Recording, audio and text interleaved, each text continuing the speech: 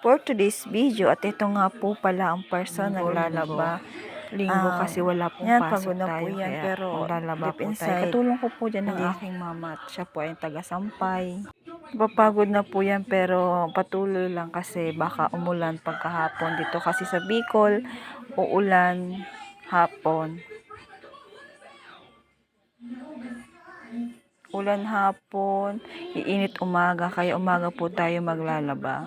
Ayan po, minamadali na po natin ang paglalaba kasi sayang yung init para matuyo agad.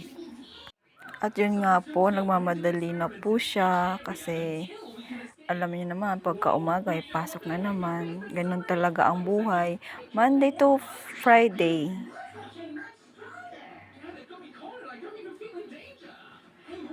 Monday to Friday is pasok sa work, tapos linggo, yun lang panahon para maglaba tayo.